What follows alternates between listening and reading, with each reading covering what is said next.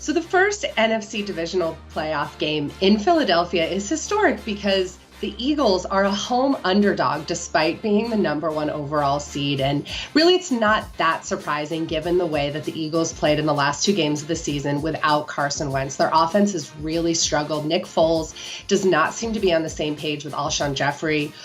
Their running game still has not gotten it together, and their defense has lapsed a little bit. Meanwhile, the Falcons are looking a lot like the team that won the NFC Championship game last year. So the Falcons, it makes sense that they're favored. They have the more experienced offense. They've got explosive players in Julio Jones, Devontae Freeman, Tevin Coleman, and Matt Ryan's been playing pretty well so far in the playoffs, and they're very confident coming off of that win last week in Los Angeles.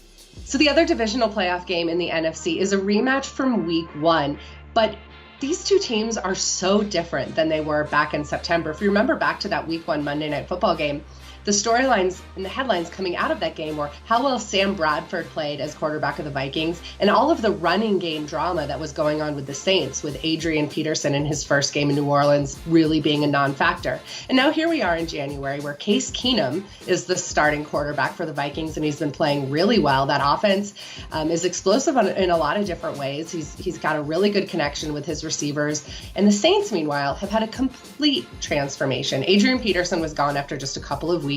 They now have the best running game in the NFL with Alvin Kamara and Mark Ingram, really powerful offense with Drew Brees and Michael Thomas. So they've got a lot of weapons on offense, and their defense has undergone a complete transformation as well. So when you look at this game on Sunday, two really good offenses, two really good defenses. So it's hard to predict if it's going to be kind of a wild shootout, a high scoring game, or if both defenses are going to dominate and we're going to see one of these, 17-14 kind of games. I could see that going either way just because of how strong all four units with these two teams are.